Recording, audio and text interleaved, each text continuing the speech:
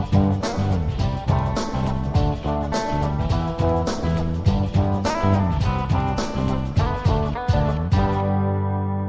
and welcome to the Best Thing From podcast. I'm Kev. And I'm Steve. Well, there we go. I'm glad you've introduced yourself to me. I was wondering who you were. We've got someone else with us this week as well, just hovering in the background. Who's that then? It's Shorts Day. Anna's brother is just knocking around in the house because he heard what we were doing about this week and he's walked over all the way from Nottingham because he wanted to be involved in this show. So just yell hello, Shorts Day. Hi. There you go, Shorts Day's here as well. Tell people why he's called Shorts Day, Sheepdog. I think that's important to get out of the way early on in the show. Because you, when we went to pick him up from the station once, you hadn't told me his name, really. We were just driving along and you just suddenly went, where's Short Stay? And I just assumed you were talking about him. So, as opposed to the car park. Yeah. Which I was obviously looking for. So that's what we went with. He got in the car, we started calling him it. But that has stuck for, what, a year now? It's been a long time. I don't know. I'm not sure I've met him before today. Didn't it happen earlier today? Might have happened. The thing is, I don't normally do that. When I met Kev, he said, I already know whatever my real name is. I'm going to call you Steve. And that stuck. And then I got called Sheepdog, and he heard, and that stuck. And I've always called people all sorts of things over the years, but I just randomly call you Short Stay mistakenly, and that stuck forever. And I'm thinking, it's just weird. I would like to point out to everybody that wasn't Sheepdog being coy about what his real name is. He genuinely can't remember because it's been so long since anybody's called him by it. He doesn't even know what it is anymore. It's weird. I don't. I hear people shout like Steve at their kid or something. I'm like, what? That's not even my name. But it is, though. Well, it is now. That's what's my parents called me. That's what's on your business card. It is. That's your email address as well. Yeah. It's always Steve. Where were we this afternoon, little fella? I don't know. You were there. Where were we? Tell me. We were at the brewery. The brewery. I can't say it. The brewery tap. The brewery tap in Peterborough. We have picked the hardest word to say in the English dictionary. I know. The brewery tap. The brewery tap. The brewery tap. They brew beer there. Do they? Yeah. I never. Brewery. Why do we always talk about beer on the podcast when we can't say brewery properly? We don't try to say brewery often. We went to see some breweries on the old version of this show, didn't we? Should we stop saying that word now? I think we should. So where were we? Well, there's a pub opposite Peterborough Station. I can't say Peterborough now. Opposite the station in Peterborough, where we're hosting an event, aren't we? We are. We are hosting... it's a little joint event between our two podcasts that we have. Obviously this one that is coming in your ears as we speak, and Mature Gamer as well. And we're having a bit of a meet-up, bit of a live show. You'll be able to come and see me and him doing this in person, into actual microphones in a room, while you're sat there chortling along. Hopefully. Well, why wouldn't they be? We're hilarious. Either at us or with us, I guess. Yeah, either way, if we're not funny, you'll just laugh at how bad we are. Yeah, I get the impression that's what a lot of people do when they're listening back to it. I think that's why people keep coming back. There'll be games there and all, won't there? There'll hopefully be games there. Yeah, people have said they're bringing all sorts of fun bits and bobs, haven't they? That I had a list and I don't know where it is now. Generally speaking, anyone who's got a console is just coming with it under their arms and a TV under the other arm and a few extension leads, so they're just packing it all down.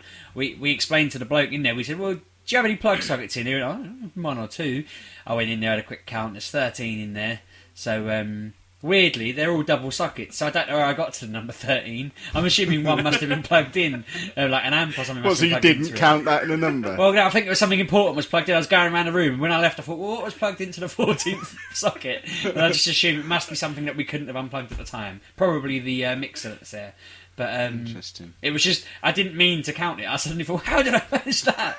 But yeah, he said to us, we can do what we want with the room. We've got it for 12 hours. So we thought we'll do an hour and a half podcast and just see what happens otherwise. Which we will endeavour to do live on the internet as well as doing it live there for the people who come and see. We're going to try and stream it on the old interweb as well, aren't we? We are. Whether that'll involve video or not, we're not sure yet. But at a very minimum, you'll be able to hear an audio version of what we're doing live at the show over the internet if you can't make it yourself. Sheepdog, I do have a question for you. Yeah, hit me. Say I wasn't involved in the whole hosting process of this show and I wanted to come along, what would I do? Well, you could go onto our website and... Sorry, I've got to stop you there. What website's that? MatureGamerPodcast.com. Okay, thank you. You think it'd be relevant to this podcast? I wouldn't have thought so. No, MatureGamerPodcast.com, that's our network name. And you click on the Network old name, you news tab. Complete prick. Network name. I tried to sound a bit smug with it. Click on the news tab, 3 down, the MGPX2 2013. I forgot how to say the year then. Tickets on sale. There's a whole ticket thing there. You can pay what you like, can't you? You can, as long as it's at least a £5. Yeah, but anything between 5 and 25, you can pick. And if you feel that 25 isn't enough and you want to pay more, there's no reason why you can't do it a couple of times as well. I know it stops at 25 on the little drop-down selection, but if you think a ticket's worth £50 to you, we honestly don't mind if you buy 2 £25 tickets or 10 £5 tickets. That's all fine. We're not limiting you to a maximum of £25 with those options, are we, Sheepdog? If any ticket touts are listening, and they're a bit worried that these might go out of off sale quite quick, just hoard them now. Buy all the £25 tickets. There's about 5,000 up for sale. If you want to buy them all now, wang them on eBay. Yeah. You know, you might make a bit of a profit out of that when people realise they're too late. Because that's a beer with Sheepdog. We didn't mention that bit. The £25 beer, £25 ticket, you get 30 seconds in the cupboard with me downing a pint, and then you're on your way. Yeah. That's how it's going to work, isn't it? Do I get that as part of just being part of the team? Do I get to experience this, or do I have to pay as well? If you buy the beer, you can have it free. I'm not buying you a beer. I'm assuming we're getting free beer. We're doing this in a pub. Why wouldn't we be getting free beer? When we met the guy today, you know when I kept saying, oh, there's one more thing I want to say. I can't remember what it was. What that was code for was, I really want to ask him how many free beers he's throwing in, but I'm not sure how to word it in a way that makes it clear I'm joking, but I want him to say 50. You know, I want him to give me a number. Because sometimes I can do that. Sometimes I have the ability to just go, how much free beer are we getting? And they go, oh, have all the beer you want. And then I'm swimming in a vat of it. But I just couldn't think of the way to word it this time. And normally I don't think, I just say. So what we chose to do was talk about it on our podcast that they're aware of the name of. Yeah, let's hope they listen. Yeah. And then tell us we can have beer. Yeah. If you are listening at the Brewery Tap, feel free to contact us and tell us how many free beers we're going to get. Especially as we'll probably mention you on every show that we do between now and then. That's the Brewery Tap in Peterborough. They have a microbrewery there. It's ace. They do nice beer, don't they, Sheepdog? They do very nice beer. If we were organised at this point, we'd segue into tasting one of their Oakham ales. But I ain't got any. No, me neither. We have had them before, though. Should we tell people how great they are? We went to one of their sister pubs years ago, and they lined up loads of just free samples for me, didn't they? And you had to drive, so you couldn't have any. So I just drank that was the day we were samples. given bits of pork pie and hazelnut, wasn't it? As well, when we went to a butcher's. Was That was the day we invented "We're from the internet," I think, because that was the line that worked on the little boat pub that we went to. Just walked in, "We're from the internet. Can we have some free beer?" Why, of course, sir. Yeah, they were like, "Why didn't you have say one of sooner?" each? Yeah, it was outstanding. So yeah, if you want to come along to that, head along to maturegamepodcast.com, buy yourself a ticket, and you can come and... I mean, who wouldn't want to see us do this in person? Let's face it. If nothing else, you get the opportunity to just heckle us. I mean, I'd love to be able to heckle. Yeah, I think that'd be the best sort of thing, being able to just shout abuse at us in person. Move on, you've talked about this bit enough. We don't want to hear about the Brewery Tap anymore. Stop talking about being had 2 years ago just because you're contractually obliged to. Move on. Stuff like that. I am hoping, I've been telling Kev, there's a site called Stage It that I heard about where we could throw the live event up there as a live feed and people could kind of either watch it for nothing or contribute if they want to and things like that. It's kind of, again, pay what you want type thing. You can view the live event up front like Can we just do that on a webcam off of a computer? We probably could, but this has all the gear set up and everything. And interesting. Well, if anyone who makes video cameras is listening and you want to send us one of them, feel free. If we have one and we'll bring it to the event, that'd be handy. Yeah, but then we don't get to keep it. Well, I suppose we could keep it afterwards. Kick them out, yeah. Assuming they're smaller than us, there's no reason why we can't keep it afterwards. The last event we held suggested that we have a lot of very tall listeners because I'm not that short. I'm shorter than you, but you don't make me feel like a midget. Whereas standing with all those people, I felt like I was just a tiny little. That's borrower. because you were lying on the floor after consuming your weight in eggnog. You weren't stood up next to us. You were passed out on the pavement. That's a good point. I wasn't borrower height. Imbecile. Sheepdog. Yes. Why have I got that written down on here? That's unusual. Who did I see at the weekend? It says I that wrote on the that in. podcast, That's did my you? question to you. I went to Lincoln at the weekend, and Right. guess who I saw? I have no idea. Try and think who we saw through a window in Lincoln.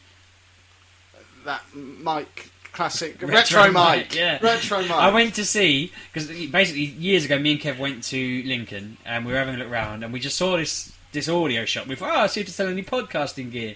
And in the window they had this big card with just Retro Mike written on it, but they didn't have Mike spelled M-I-C like it's a microphone. They had it as the name, M-I-K-E. So I was walking along and I just saw where we'd seen, I just ran to this window to see if it was still there, and they had just Retro Mike, big letters, Mike there.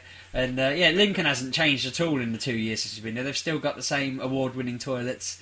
There's these toilets there that have won Best Toilet in Lincolnshire every year since 2007, and I've got a picture of all their certificates lined up along the toilet. Well, someone pointed out they're just laminated pieces of paper to say ladies that way, men's that way. But what I did find, if you throw a massive bundle of baby wipes down there that you just changed your son's nappy and you think, I don't want to find a bin with these, and you put them all down there at once, which you shouldn't do, they all go down like a dream. That is a good toilet. That's That is a worthy good of an toilet. award, isn't it? That Whereas kind of every toilet. time I do that at home, we end up having bloody Anglia water come out and completely replumb the So whole why road. have you done that more than once? Well, I didn't know I was causing it the first time.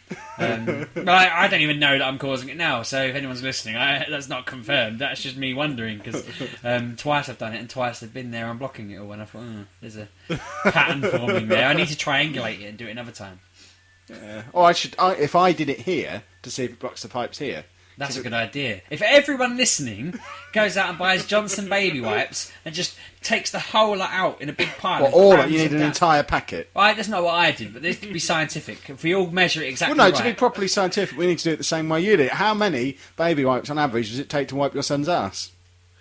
I would say these times it's probably been about 6 or 7. So just 6 because wipes it was a messy- screwed up into a ball, mustardy or are we looking one. folding them all over? They'll be screwed up. Do we need to rub some Dijon mustard onto it to get that effect? That might help, yeah. If you haven't got a baby at hand, wipe some mustard on it, and then Or borrow a baby? yeah. But if you flush that down and then Anglia Water or your local water board come out and have to replumb the entire road, and your chip shop ends up losing about £5,000 worth of business, and instead of the council and Anglia Water giving him £5,000 for their cock up, they just put a sign at the end of the road telling everyone there's a chippy down there, and so that'll do. That'll make you your money back. That's true. That happened. He was telling me all about it, and I'm sat there thinking, my son's arse probably caused that. Yeah, but to be fair, he can't be angry at you for it because you give him more than £5,000 a year anyway. Oh, for definitely. All the chips Every time he cleans out his oven, which oddly enough probably ain't that often because I don't get chips every day. There's a big smell of chips all in the area, so I have to go around there and spend a tenner. Is that what the chip smell is when they're cleaning out their ovens? I assume it must be. Otherwise, unless he's bought some kind of spray that he just sprays out when things are getting. Surely a it bit- just means the wind's in the right direction. It could do. I just assumed he'd done something different. Every now and again, the whole area stinks of chips.